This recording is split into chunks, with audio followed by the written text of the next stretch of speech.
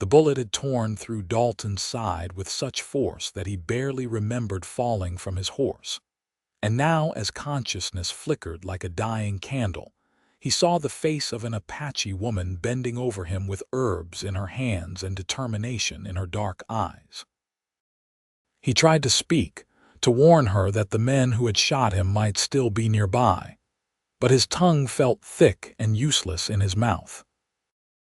The woman worked quickly, her fingers pressing something cool and damp against his burning wound, and the last thing he heard before darkness claimed him was her voice speaking in a language he did not understand. When Dalton Marlowe woke again, the sun had shifted position in the sky, streaming through the opening of what appeared to be a small shelter made of branches and animal hides. The pain in his side had dulled to a persistent throb rather than the screaming agony he remembered. He tried to sit up, but gentle hands pressed him back down. The Apache woman was there again, and in the better light he could see she was young, perhaps in her early 20s, with high cheekbones and eyes that held both wariness and compassion. She spoke again in her language, then seemed to realize he could not understand. She gestured to his wound, then to a collection of plants and roots laid out on a flat stone nearby. "You saved my life," Dalton managed to croak out, his throat dry as desert sand. The woman tilted her head, studying him, then reached for a water skin and carefully helped him drink.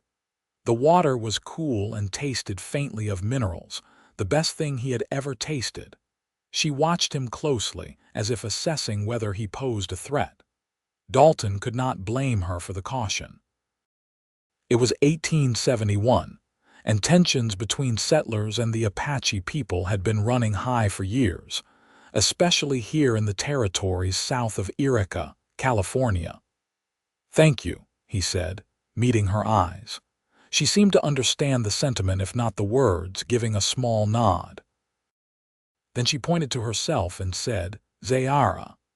The name was beautiful, rolling off her tongue with a musical quality. Dalton pointed to his own chest and said his name. She repeated it carefully, her pronunciation careful and precise. "Dalton." Over the next few days, Dalton learned that Zayara Whiteriver had found him by pure chance while gathering healing herbs in the hills above the Sacramento River Valley.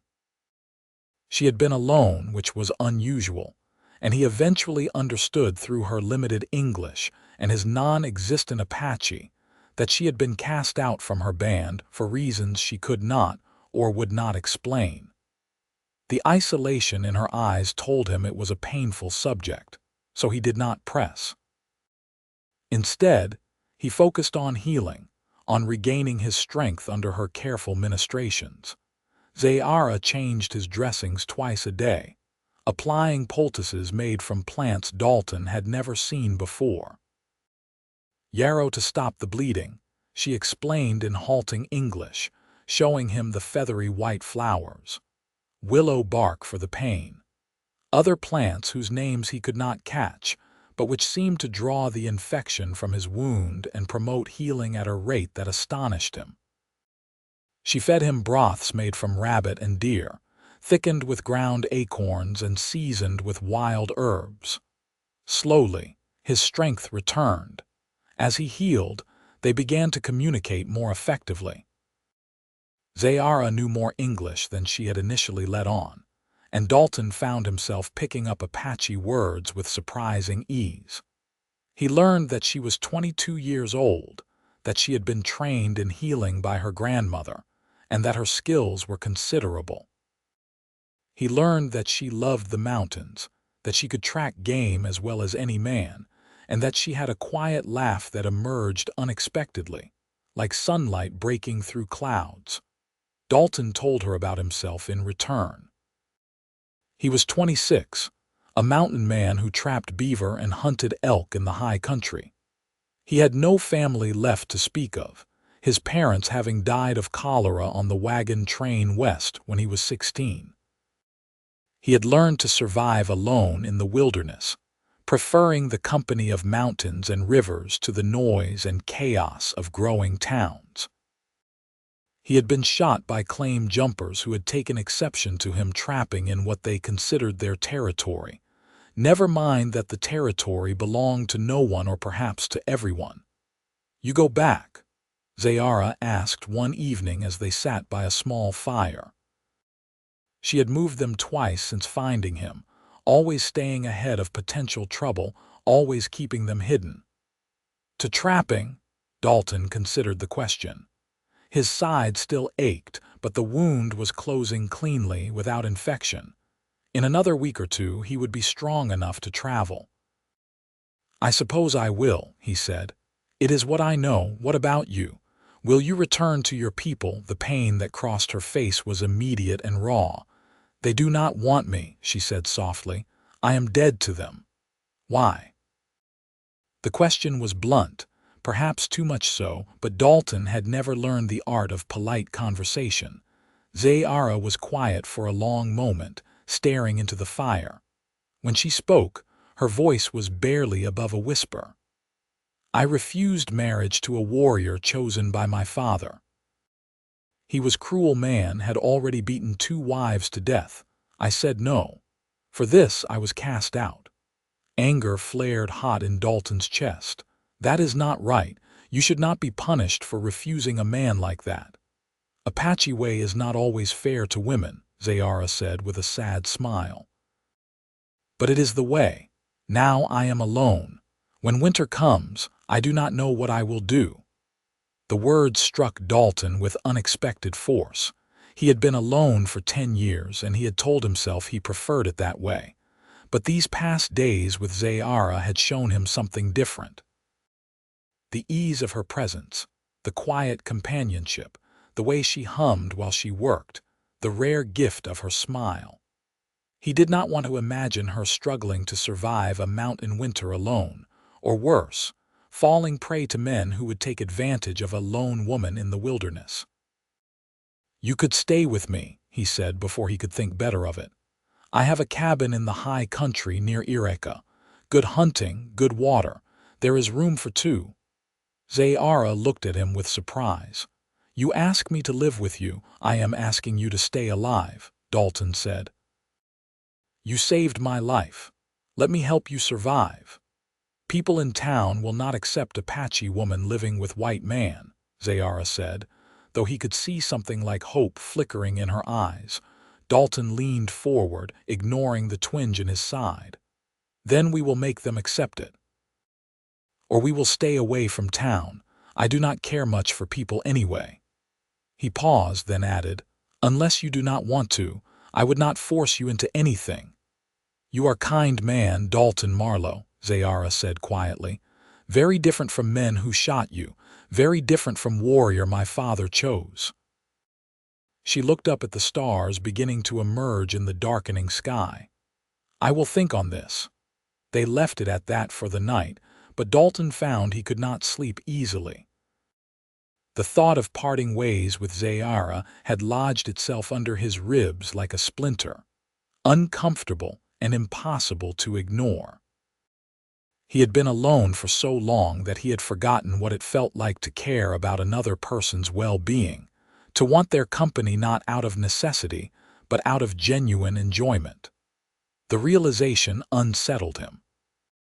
By the time his wound had healed enough to travel, Dalton had come to accept an uncomfortable truth. He was falling in love with Zayara Whiteriver. It was not something he had planned or even wanted, but there it was, as undeniable as the mountains themselves. He loved the way she moved through the forest with silent grace, the way she could identify any plant or track by sight, the way her eyes crinkled when she found something amusing.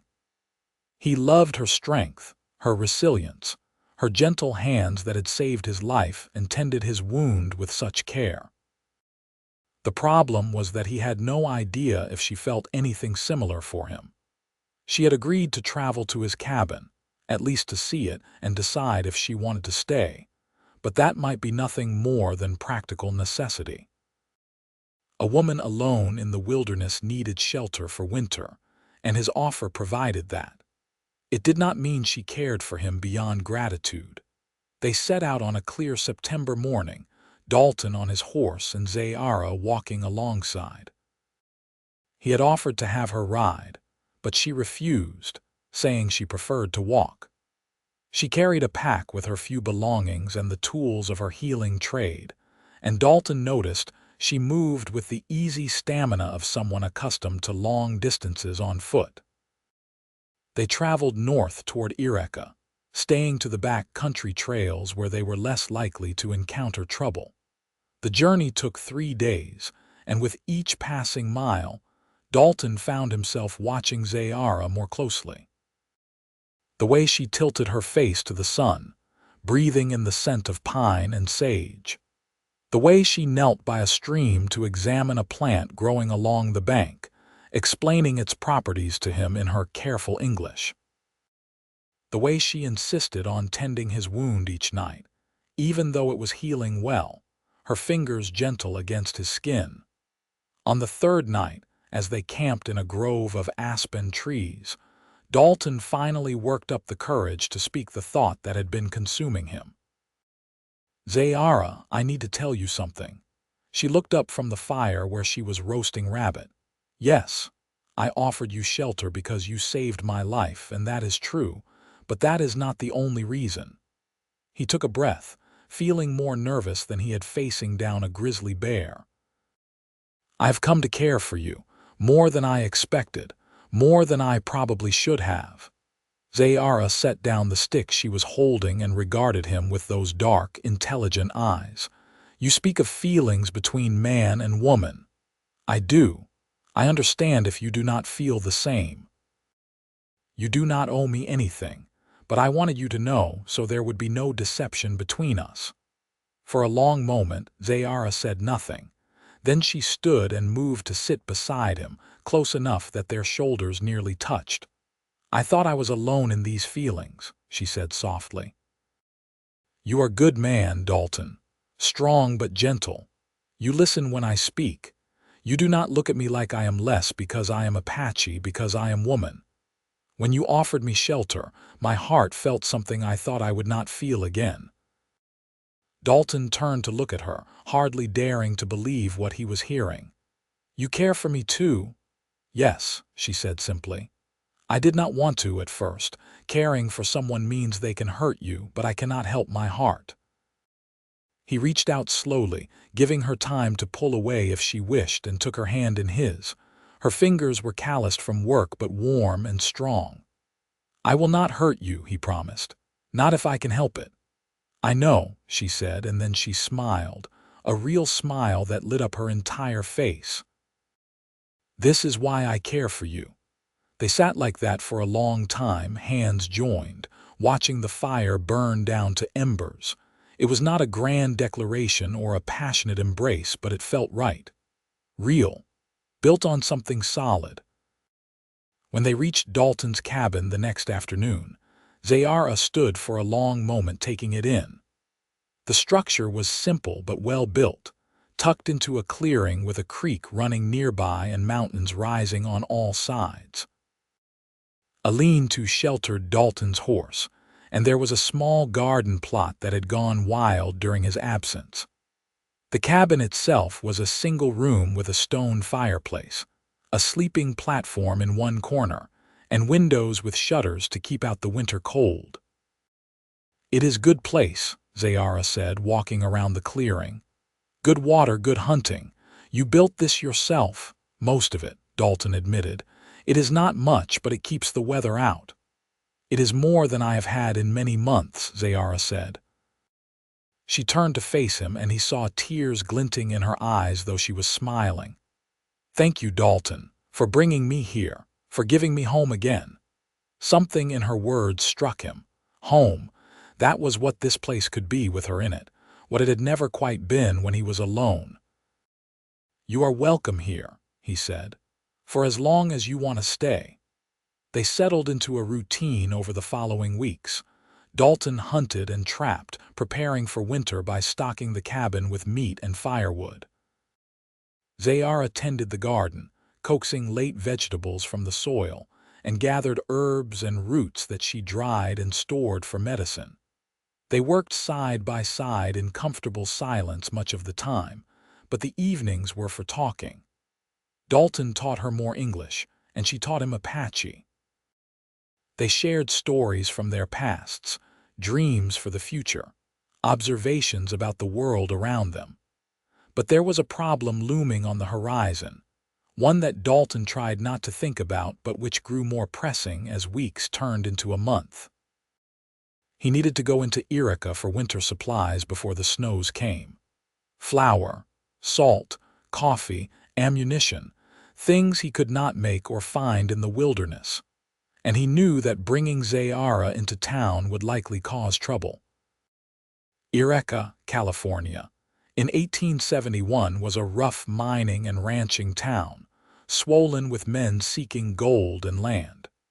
Relations with the local native peoples had been strained at best, violent at worst. The sight of an Apache woman with a white mountain man would raise eyebrows at minimum, and at worst could provoke real danger. But he could not leave her alone at the cabin for the days the trip would take. He had seen signs of other trappers in the area, and the thought of leaving her vulnerable made his stomach clench. "I have to go to town soon," he told her one evening as October painted the aspens gold. "For supplies before winter." Zayara nodded. She was mending one of his shirts, her stitches small and neat. "I know, you have been putting it off. I do not want to leave you here alone, but I am worried about bringing you into town. Some of the men there, they might say things, might try to cause trouble." "I am not afraid," Zayara said, setting down her mending. "I have faced worse than words from men in town."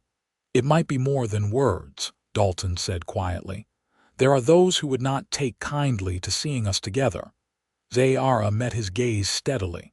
"Then what do you suggest?" It was a question that had been turning over in Dalton's mind for days now, a solution that seemed both perfect and terrifying in equal measure. "We could marry," he said, the words coming out in a rush. "Legally, I mean, in the eyes of the law. A man's wife, even an Apache wife, has more protection than a woman just living with a man. People might not like it, but they would have to respect it." Zayara's hand stilled on the shirt. "You would marry me, truly?" "I love you," Dalton said, and realized it was the first time he had spoken those specific words aloud. "I want you to stay forever, not just for the winter. I want to build a life with you, but I also want you to be safe, to have the protection that a marriage certificate provides. So yes, I would marry you if you will have me." The smile that broke across Zayara's face was like sunrise over the mountains. "Yes," she said. "Yes, I will marry you, Dalton Marlowe. I love you too." Relief and joy flooded through him in equal measure. He crossed the cabin in 2 strides and pulled her into his arms, and she came willingly, her face turning up to his. Their first kiss was tentative, exploratory, but it quickly deepened into something more passionate. Dalton had kissed women before, in his younger days before he took to the mountains, but none of those kisses had felt like this. Like coming home. Like finding something he had not known he was missing. When they finally broke apart, both breathing hard, Zayara laughed. "So we go to town and marry?" "We do," Dalton confirmed. "There is a judge there, Judge Morrison. He can perform the ceremony. Then we get our supplies and come back here as husband and wife." They set out for Irica 2 days later, both of them riding now. Dalton had spent the intervening time teaching Zayara to ride his spare horse, a sturdy mare he used for packing.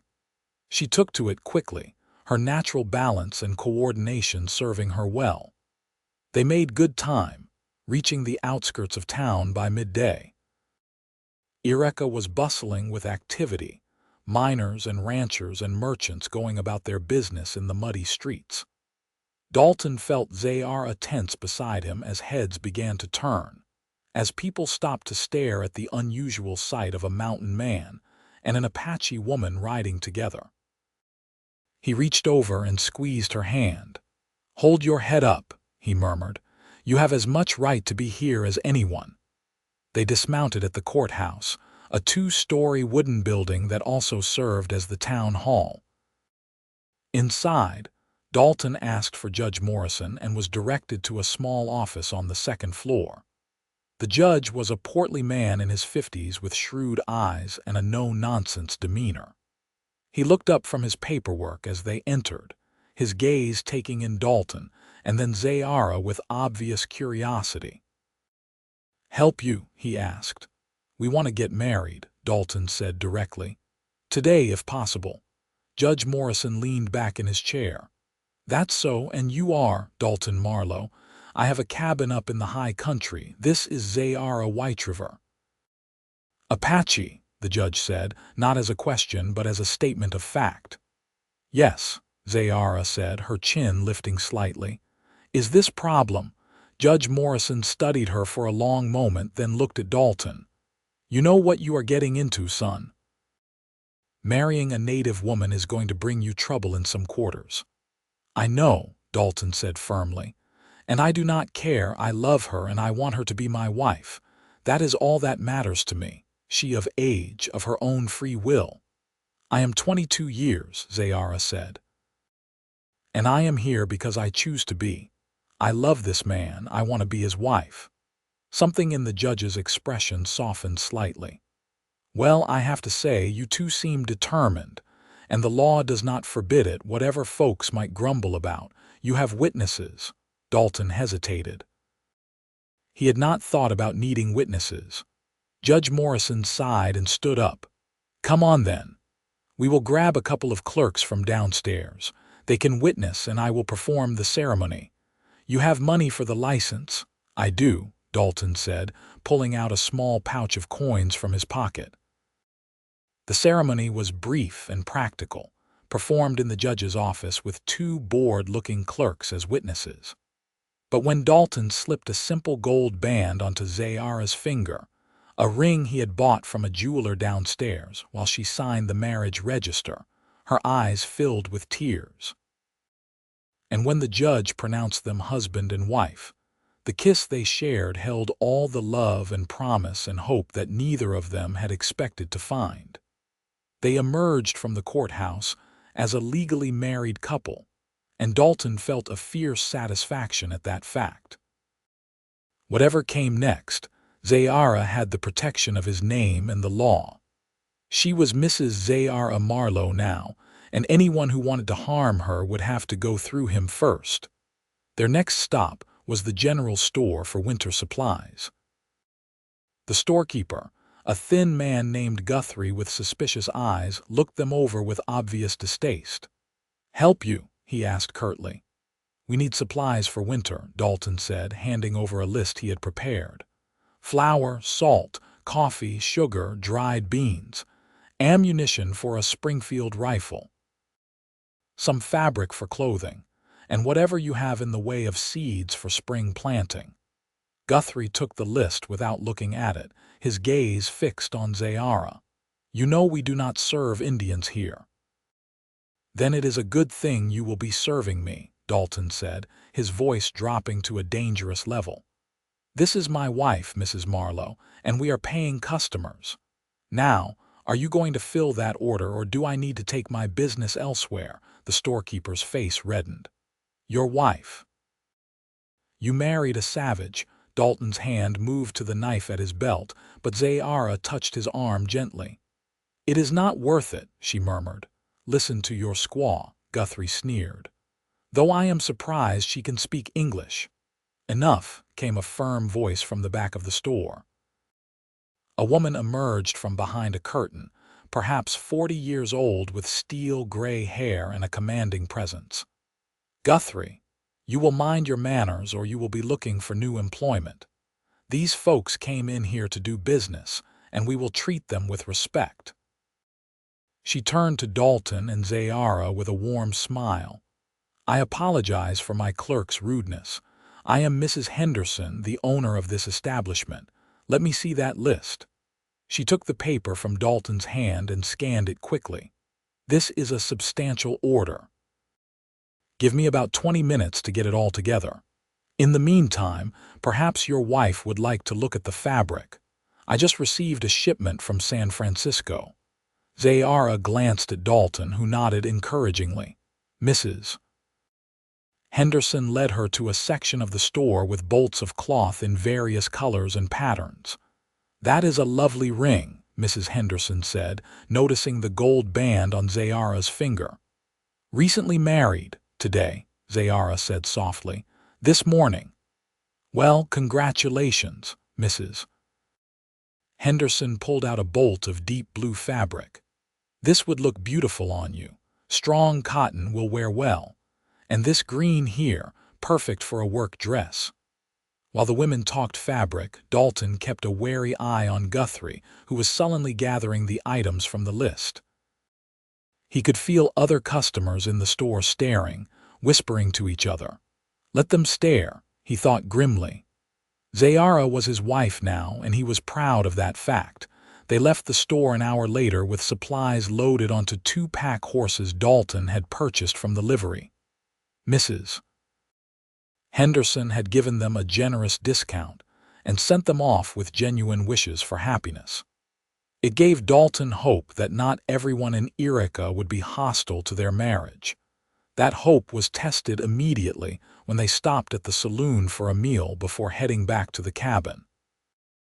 The room went quiet when they entered, dozens of eyes turning to assess them. Dalton led Zayara to a table in the corner, positioning himself so he could watch the room. A waitress approached, a tired-looking woman in her 30s with kind eyes. "What can I get you folks?" she asked. "2 steak dinners and coffee," Dalton said, coming right up.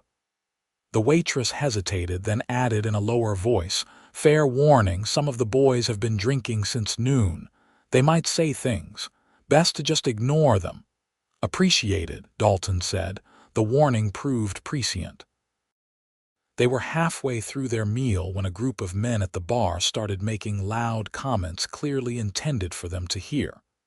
"Never thought I would see the day a white man would stoop to marrying a squaw. Probably could not get a real woman to have him. Heard tell Apache women will do things civilized women would not. That must be the appeal." The crude laughter that followed made Dalton's jaw clench. Beside him, Zayara set down her fork carefully, her face composed but her hands trembling slightly. "We can leave," she said quietly. "No," Dalton said firmly. "We have as much right to eat in peace as anyone." But he stood up anyway, turning to face the men at the bar. "You have something you want to say to me directly, or are you only brave enough to talk behind a man's back?" The largest of the group, a bearded miner with arms like tree trunks, pushed away from the bar. "I'll say it to your face. You are a disgrace, marrying an Indian. Her kind has been killing our kind for years." "Her kind," Dalton repeated, his voice dangerously soft. "She is my wife. And she has more honor and courage than any of you combined. She is also a healer who saved my life when I was shot. What have any of you done lately besides drink and run your mouths? You defending a savage over your own people?" Another man challenged. "I am defending my wife," Dalton corrected. "And if any of you have a problem with that, we can settle it outside." For a tense moment, it seemed like the confrontation would turn violent. The bearded miner looked ready to throw a punch, and several of his companions were moving to back him up. Then the saloon doors swung open and a man in a sheriff's badge walked in. He took in the scene with a practiced eye. "There a problem here, gentlemen?" "No problem, Sheriff," the bearded miner said after a moment, backing down. "Just having a conversation." The sheriff looked at Dalton. "That true. Just finishing our meal," Dalton replied evenly. "Then we will be on our way." "See that you do," the sheriff said. But he positioned himself at the bar near the group of men, making it clear he would be watching. Dalton returned to his seat and his meal, though his appetite had vanished. Zayara ate mechanically, her eyes downcast. When they finally left Irica an hour later, heading back into the mountains, Dalton could feel the tension draining from his shoulders. This was why he preferred the wilderness. People made everything complicated and ugly. Up in the mountains, the only things that mattered were practical concerns: finding food, staying warm, surviving the elements. "I am sorry," Zayara said once they were well clear of town. "Sorry that being with me brings you trouble." Dalton reined in his horse and waited for her to stop beside him. "Look at me," he said gently. When she did, he continued, "You did nothing wrong. Those men are ignorant fools, and yes, being married to you might bring me trouble in town. But do you know what it also brings me?" She shook her head. "Joy," he said simply. "Happiness. Love. A reason to come home at the end of the day. You are worth 100 of those men and their opinions. Do you understand?" Tears spilled down her cheeks, but she was smiling. "I understand." They rode on as the sun began to set, painting the sky in shades of orange and gold. By the time they reached the cabin, full darkness had fallen and the stars were emerging overhead. They unloaded the supplies and tended the horses, then stood together in the doorway of the cabin looking out at the night. "Home," Zayara said softly. "Home," Dalton agreed, pulling her close. "Our home now, yours and mine together." That night, they consummated their marriage in the cabin's single bed, coming together with a mixture of tenderness and passion that left them both breathless. Afterward, lying in each other's arms, Dalton felt a contentment he had never experienced before. This was what he had been missing all those years alone in the mountains. Not just companionship, but true partnership. Someone to share his life with in all its aspects. Winter came early that year, the first snows falling in mid-November. But the cabin was warm and well-stocked, and Dalton and Zayara settled into the rhythm of married life. They were snowed in for days at a time, but neither minded. They told each other stories, played card games Dalton taught Zayara, made love by the firelight. Dalton carved kitchen utensils and snowshoes, while Zayara sewed new clothes and crafted beautiful beadwork patterns she remembered from her childhood. "Tell me about your family," Dalton asked one evening as a blizzard howled outside. "Your mother, your grandmother, the people you loved." Zayara was quiet for a moment, her fingers stilling on the beadwork. "My mother died when I was young, disease brought by settlers. My grandmother raised me, taught me the healing ways. She was wise, very strong. When she died 3 years ago, I lost my protector. That is when my father began listening to the warrior who wanted me for wife." She looked up at Dalton. "I think my grandmother would have liked you." "I would have liked to meet her," Dalton said, "to thank her for teaching you the skills that saved my life." "She taught me something else too," Zayara said. "She taught me to trust my heart, even when others say it is foolish. When I found you bleeding in the hills, my head said to leave you, too dangerous to help white man, but my heart said to heal you." Grandmother always said the heart knows things the head cannot understand. "She was a wise woman," Dalton agreed. He set down his carving and moved to sit beside Zayara. "I am glad you listened to your heart that day." "So am I," she said, leaning her head against his shoulder. By the time spring arrived, melting the snow and bringing new life to the mountains, Zayara was pregnant. She told Dalton one morning in April as they worked in the garden, planting the seeds they had bought in Irica. "I carry your child," she said simply, her hands resting on her still flat belly. "The baby will come in the autumn, I think." Dalton felt as though his heart might burst from his chest. A child. He was going to be a father. "Are you sure?" he asked, hardly daring to believe it. "I am healer," Zayara reminded him with a smile. "I know the signs, I am sure." He pulled her into his arms, heedless of the dirt on both of them.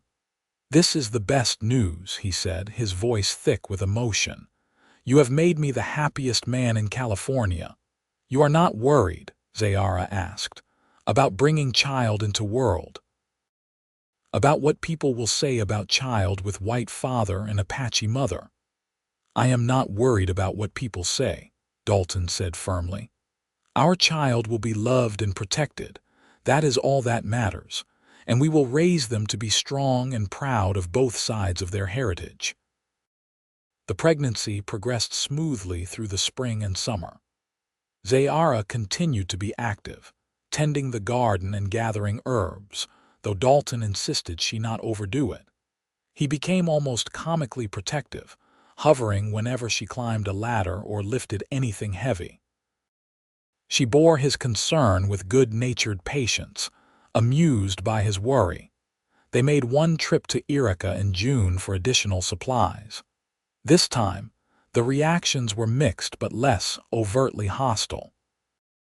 Perhaps word had spread that the mountain man had a temper when it came to his wife, or perhaps people had simply gotten used to the idea. Mrs. Henderson was delighted to hear about the coming baby and insisted on giving them baby clothes her own grandchildren had outgrown. "Every child deserves to be welcomed into the world," she said firmly, handing over a bundle of soft garments. "You two are going to be wonderful parents." The kindness brought tears to Zayara's eyes. It was a reminder that not everyone was cruel, that there were good people even in towns that harbored prejudice. As summer turned to autumn and Zayara's belly swelled with their child, Dalton found himself preparing for the birth with the same intensity he brought to preparing for winter. He gathered extra firewood, stocked the cabin with food, and made sure Zayara had all the herbs and supplies she would need. She had told him that Apache women traditionally gave birth with the help of other women, but that she could manage on her own if necessary. Still, the thought of anything going wrong terrified him. "I am worried," he admitted to her one night in early October. "What if something happens during the birth? What if you need help I cannot provide?" Zayara took his hand and placed it on her belly where their child moved beneath the skin. "Feel that, strong baby, and I am strong too. Women of my people have been giving birth in mountains and deserts for countless generations. We will be fine." But as her time drew near, Dalton made a decision.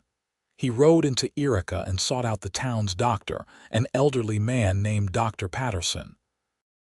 The doctor listened to Dalton's concerns and agreed to ride out to the cabin if Dalton came for him when labor began. It meant hours of hard riding, but it gave Dalton peace of mind. The baby came on a crisp October morning, 3 weeks earlier than expected. Dalton woke to find Zayara breathing through contractions, her face calm despite what must have been considerable pain. "It is time," she said simply. "But do not go for doctor yet. First babies take long time, hours maybe." She was right. The labor progressed slowly through the morning and into the afternoon. Dalton felt helpless, able to do nothing but follow Zayara's instructions. Fetch hot water, prepare the herbs she needed, hold her hand when the contractions became intense. He had faced down bears and survived harsh winters, but nothing had ever frightened him like watching the woman he loved in pain. By evening, Dalton was seriously considering riding for the doctor, despite Zayara's insistence it was too soon. Then suddenly things accelerated. Zayara's breathing changed, becoming more urgent, and she told him the baby was coming. She positioned herself on the bed, and Dalton found himself in the unlikely position of helping deliver his own child. The baby boy entered the world with a lusty cry just as the sun was setting. Dalton caught him with trembling hands, overwhelmed by the tiny, perfect life he was holding.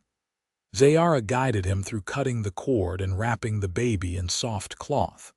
Then she reached out her arms, and Dalton carefully placed their son against her chest. "He is beautiful," Zayara whispered, tears streaming down her face. "Our son is beautiful." Dalton could barely see through his own tears. "He is perfect," he agreed. "You are both perfect. You did so well, Zayara. You are amazing." They named the boy Daniel Marlowe after Dalton's father. He had dark hair like his mother but gray eyes like his father, and from the first moment, Dalton was completely in love. Fatherhood transformed him in ways he could not have predicted. The fierce protectiveness he felt for Zayara extended and amplified toward their son. This small, helpless being depended on them completely, and Dalton would have died before letting any harm come to him. Those early months with a newborn were exhausting but joyful. Daniel was a good baby, nursing well and sleeping in reasonable stretches. Zayara recovered quickly from the birth, her strength returning as autumn progressed. She sang to Daniel in Apache, teaching him the songs her grandmother had taught her. Dalton told him stories, talked to him constantly even though the baby was too young to understand. When winter closed in again, sealing them in their mountain cabin, it felt different from the previous year. Fuller somehow richer. They were a family now, complete. On Christmas Eve, though they were snowed in and miles from any church, Dalton and Zayara sat by the fire with Daniel sleeping between them and counted their blessings. They had each other. They had their son. They had a warm home and enough food to see them through the winter. What more could anyone need? Spring brought new challenges. Daniel was crawling now, getting into everything, and the cabin suddenly seemed much smaller. Dalton began planning an addition, a second room that could serve as a bedroom and give them more space. He worked on the construction whenever weather permitted, while Zayara tended the expanded garden and kept their active son out of trouble. In May, when Daniel was 7 months old, they made another trip to Arica for lumber and supplies. The town was buzzing with news of a railroad line that might be coming through the region, bringing more people and commerce.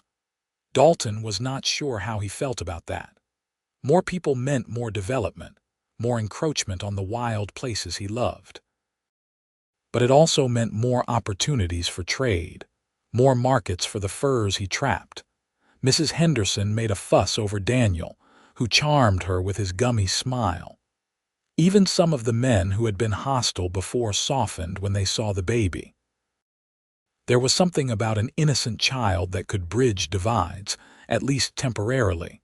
The years that followed fell into a pattern of seasons and growth. Daniel learned to walk, then to run, then to ride a small pony Dalton bought from a rancher. He grew up speaking both English and Apache, learning the healing herbs from his mother and tracking skills from his father. He was a happy child, confident and curious, secure in the love of his parents.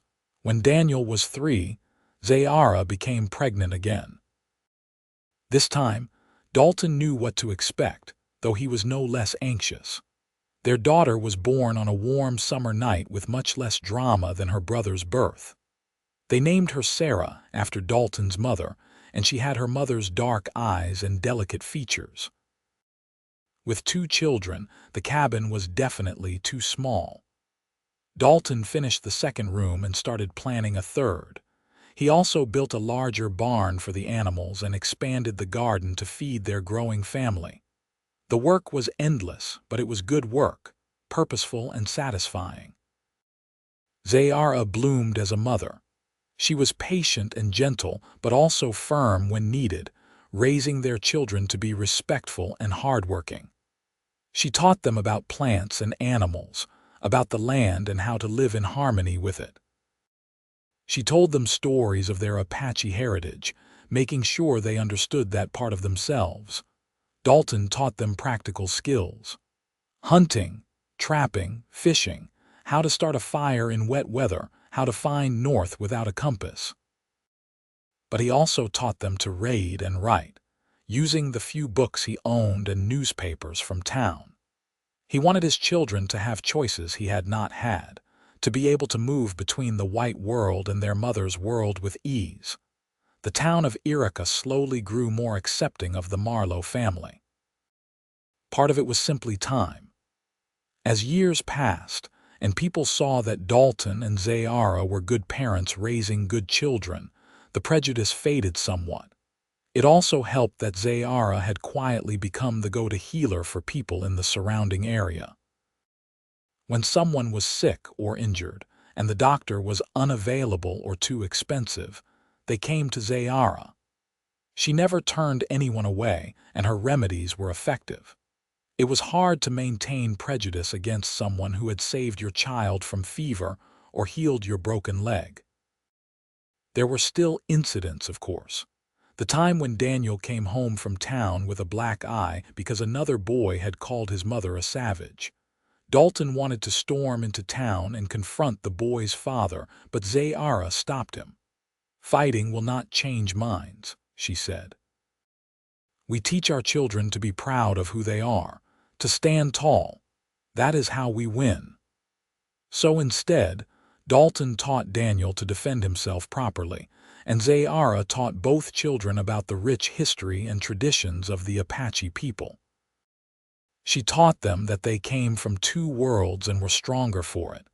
When Daniel was 8 and Sarah was 5, Zayara became pregnant again unexpectedly. She was 32 now, and the pregnancy was harder on her body than the previous two. She tired easily and suffered from nausea that lasted well into the second trimester.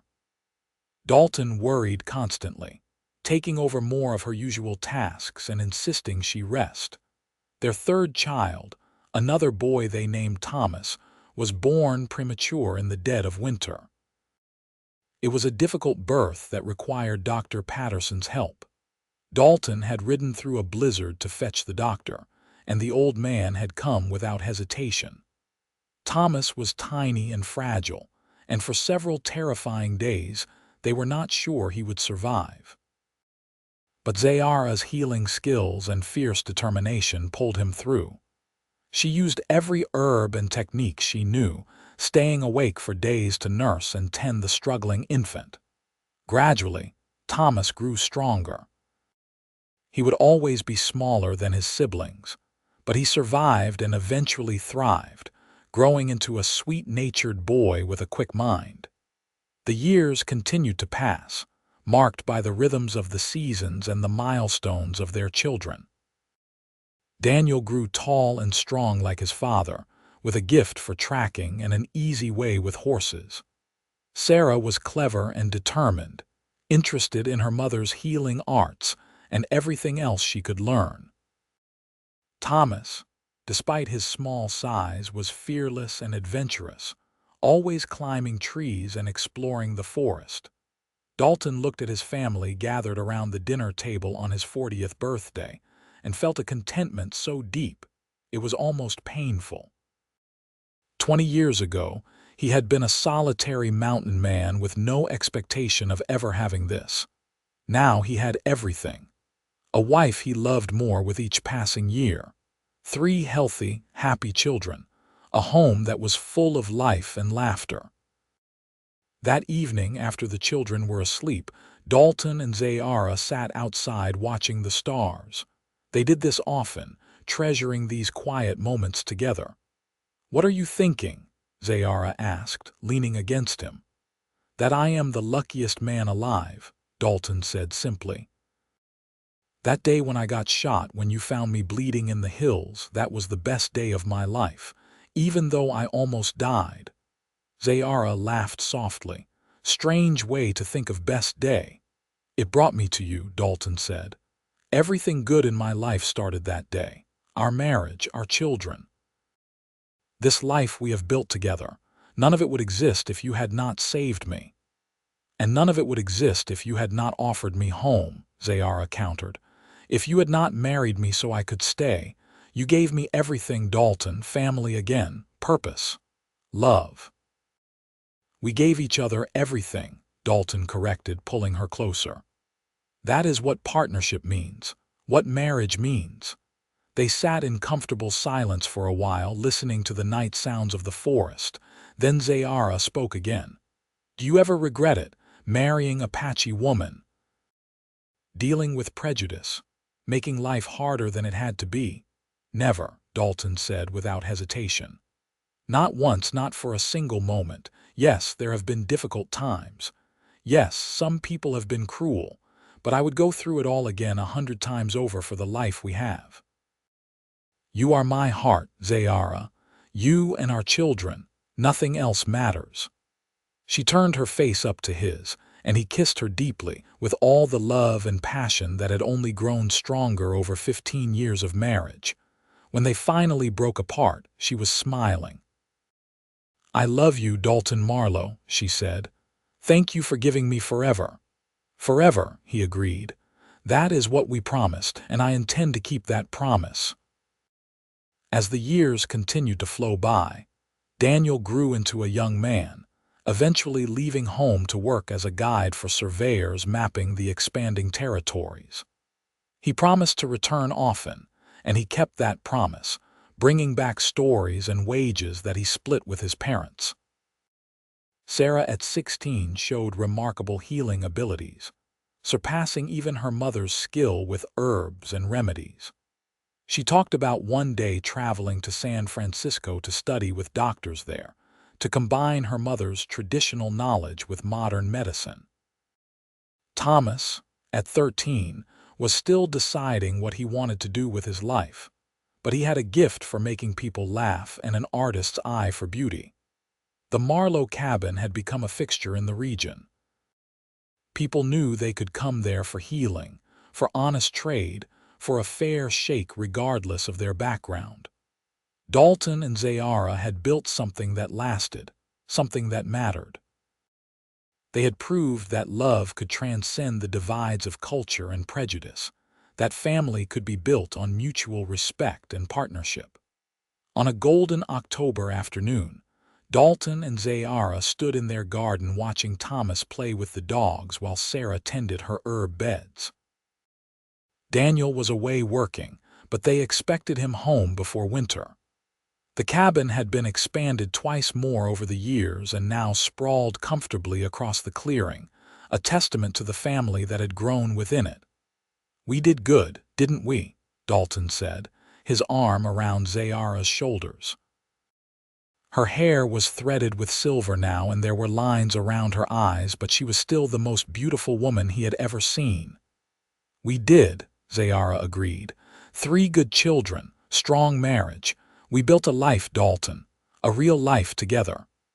20 years, Dalton marveled. 20 years since I married you in Erica so you could stay forever. Best decision I ever made. Second best, Zayara corrected with a smile. Best decision was asking me to come here in the first place. Fair point, Dalton conceded. Though I would argue the best decision was yours, when you chose to save a dying white man instead of leaving him in the hills. Then we are both wise, Zayara said, laughing, making good decisions. They stood there together as the sun began to set, painting the sky in shades of orange and pink. Inside the cabin, they could hear Sarah starting to prepare dinner. Thomas came running up from the creek, breathless and excited about a deer he had seen. The ordinary, precious moments of family life unfolded around them. That night, the whole family gathered around the expanded table Dalton had built years ago. Sarah had made stew from her mother's recipe, and Thomas had baked bread that was only slightly burned on one side. They ate and talked and laughed, sharing stories about their days. After dinner, they sat by the fire and Zayara told stories from her Apache childhood, tales that the children had heard before but never tired of. Thomas was practicing his drawing, sketching his mother's face by firelight.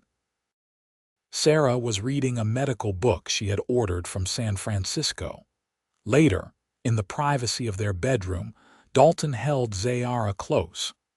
Their lovemaking had changed over the years, becoming less urgent but no less passionate.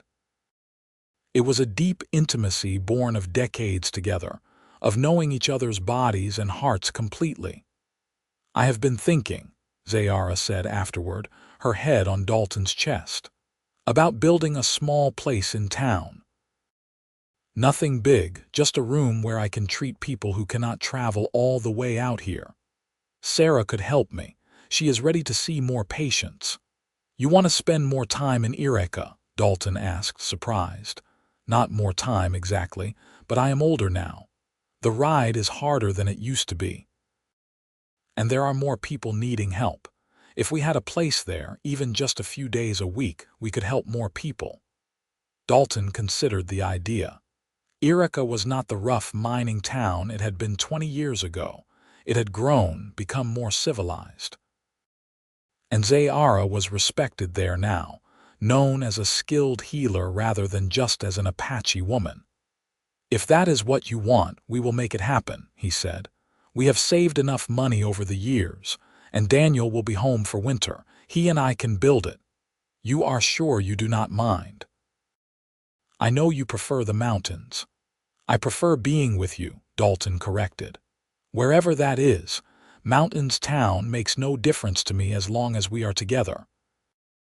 They did build the small healing house in Eureka the following spring, a tidy structure on the edge of town with room for treating patients and storing medicines. Sarah worked there with her mother 3 days a week, and word spread quickly.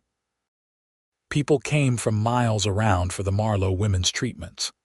Even the town doctor, who had initially been skeptical, began referring patients to them for certain ailments, acknowledging that their herbal remedies were often more effective than his own medicines. It was a good arrangement, allowing Zayara and Sarah to help more people while still maintaining the mountain home that was the center of their family life.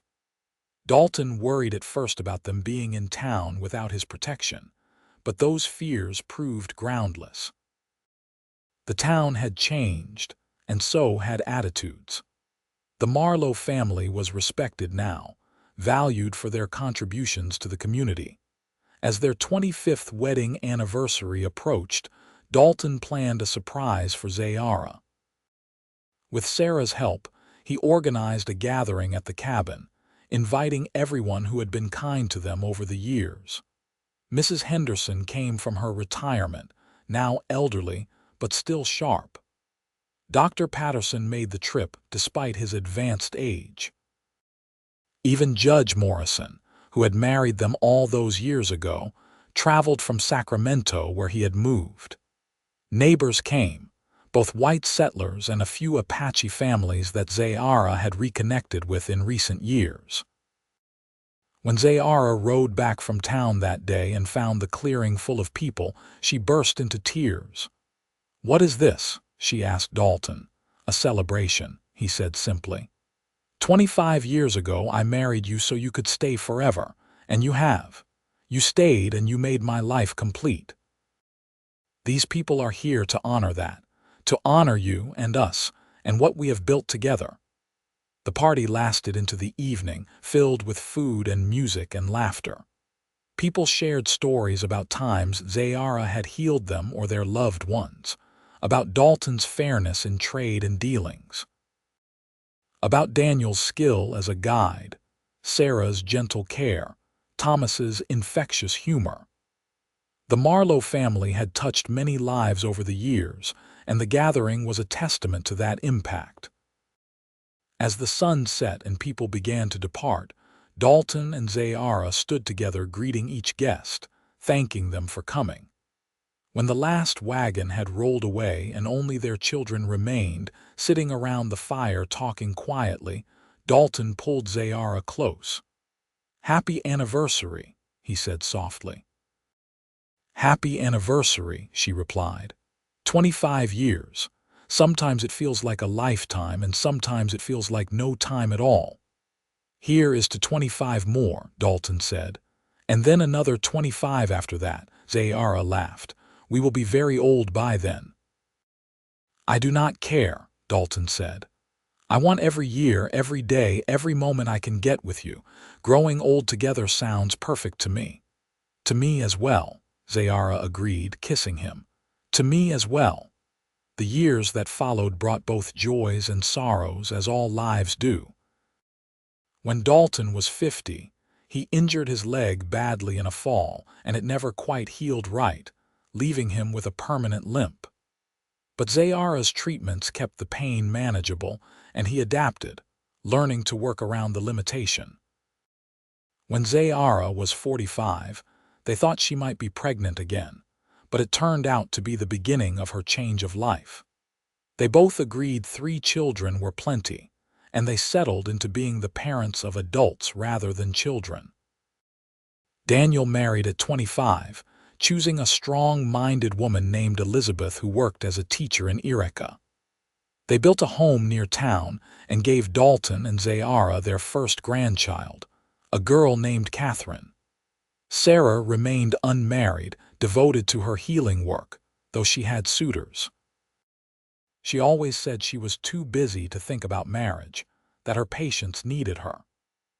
Thomas, true to his artistic nature, moved to San Francisco when he was 18 to study painting, but he wrote long letters and visited regularly, bringing his colorful stories of city life. As Dalton approached 60, he spent more time at the cabin and less time trapping. His body was not what it once was, and he was content to let younger men do the hard work of wilderness living. He took up woodcarving seriously, creating beautiful pieces that Sarah sold in her healing house in town. Zayara, at 57, still worked several days a week in town, but had trained Sarah to take over most of the practice. They spent their days working side by side in comfortable companionship, their evenings sitting on the porch they had built, watching the sun set over the mountains. "You remember that first winter?" Zayara asked one evening, wrapped in a blanket against the autumn chill. "When we were snowed in for weeks, I remember," Dalton said, his arm around her shoulders. "I thought I knew what happiness was before that winter, but I had no idea." "We were so young," Zayara said, laughing. "We thought we had life figured out." "We did not know anything," Dalton agreed. "We just knew we loved each other. Turns out that was enough." "More than enough," Zayara said. She leaned her head against his shoulder and they sat in silence for a while, watching the stars emerge. "I have been thinking about something." "What is that?" "About how my life could have gone. If I had married the warrior my father chose, I would likely be dead by now. He was a cruel man, like I said.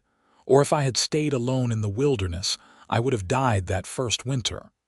But instead I found you, or you found me, and I got to live this life, this beautiful, full life.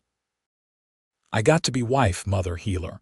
I got to matter, I got to love and be loved." Her voice caught on the last words, and Dalton tightened his arm around her.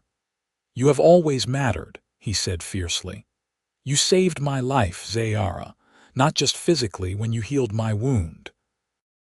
You saved my life by showing me what it means to really live, to love, to build something lasting. I was just existing before you, surviving. You taught me how to truly live."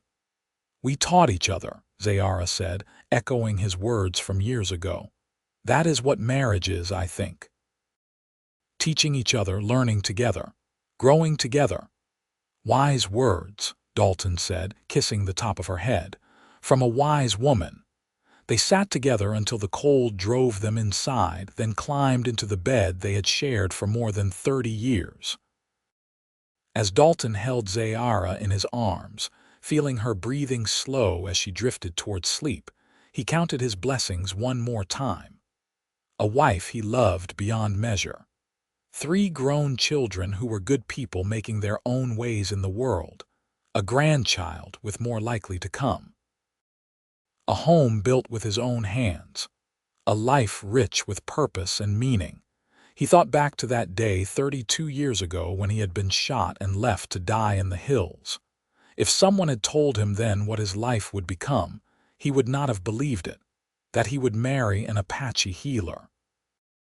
That he would raise 3 children who moved easily between 2 worlds. That he would grow old surrounded by love and family. It seemed impossible, the stuff of dreams rather than reality. But here he was, living that impossible dream.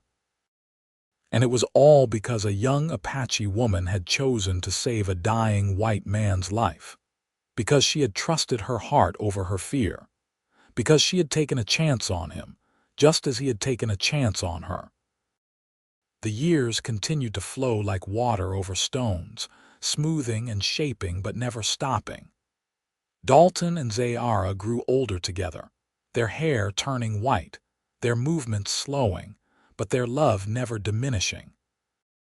They were fixtures in the community now, respected elders who had helped shape the region. People sought Dalton's advice on wilderness survival and fair dealing.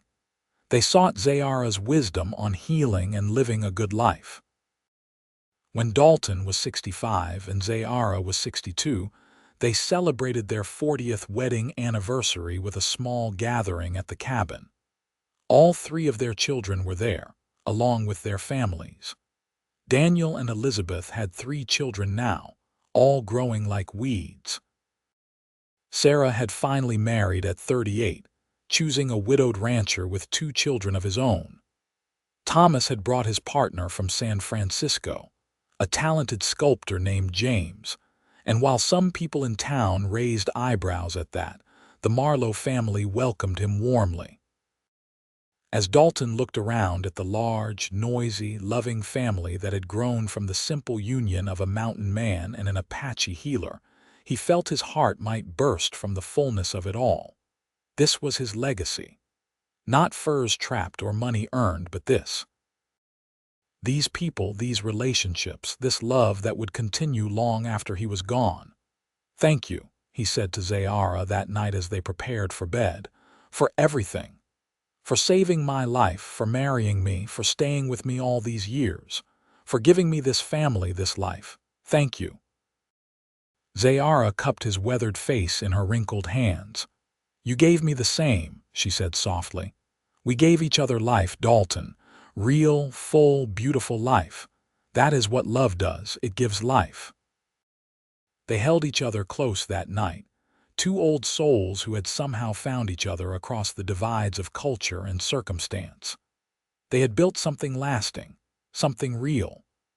A love that had endured prejudice and hardship, that had grown stronger with each passing year rather than weaker. In the morning, Dalton woke to find Zayara already up, making coffee in the kitchen. The smell drew him from bed, and he found her standing at the window, looking out at the mountains she had called home for over 40 years. "What are you thinking about?" he asked, wrapping his arms around her from behind. "About how lucky I am," she said simply. "How blessed. I got to spend my life with my best friend, my great love. How many people can say that?" "Not enough," Dalton agreed. "But we can. And we will keep saying it for as long as we both shall live." "Forever," Zayara said, turning in his arms to face him. "That is what you promised me, that I could stay forever."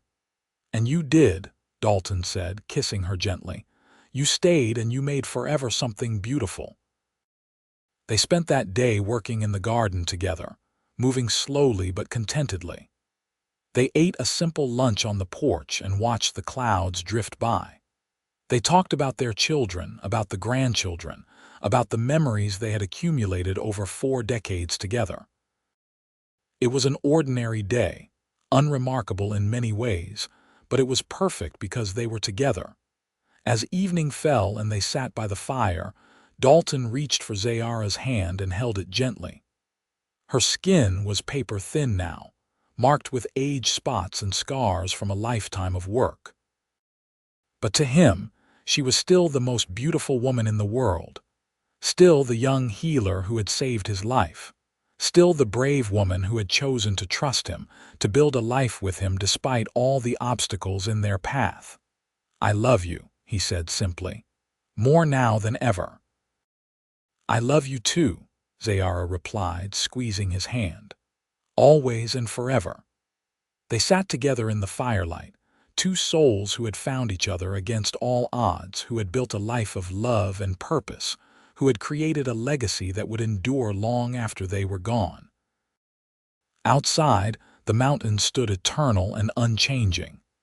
Inside, The warmth of a love that had lasted 40 years filled every corner of the cabin. This was their happily ever after, earned through decades of choosing each other every single day. It was not perfect or without struggle, but it was real. It was theirs, and it was everything.